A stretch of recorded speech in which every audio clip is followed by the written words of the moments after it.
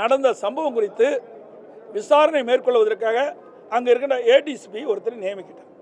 இப்படி 2 பேரும் பணி துவக்கிட்டாங்க.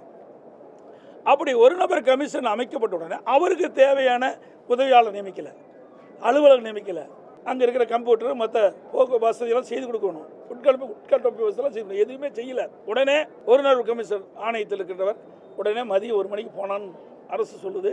1 மணிக்கு போய் அங்கே பாதிக்கப்பட்டவர் பார்க்குறாங்க. அப்போ பாதிக்கப்பட்டுகின்ற பொழுது அவரிடத்தில் விவரத்தை கேட்குறாங்க. அந்த விவரத்தை யார் பதிவு செஞ்சது? உதவியாளரே இல்லை, பதிவு செய்வதற்கு நேர்முக உதவியாளரும் இல்லை. ஆக இதையெல்லாம் ஒரு டிராமாவாக, ஒரு நாடகமாக இந்த அரசாங்கம் அரங்கேற்றிருக்கிறது. தமிழக வெற்றி கழகம் மக்கள் சந்திப்பு கூட்டத்திற்கு இடத்தை ஒதுக்கி கொடுத்தோம். இந்த இடம் அதிமுக தலைவருடைய பிறந்தநாள்கள் வருகின்ற பொழுது இந்த இடத்தை நாங்கள் கேட்டோம்.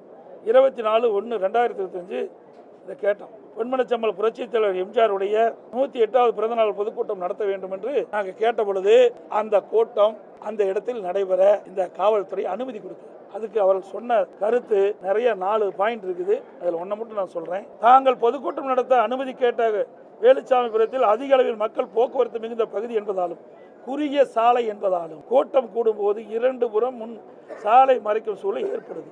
இதனால் நாங்கள் கொடுக்க மாட்டோன்னு ஏற்கனவே நிராகரிக்கப்பட்ட இடம்.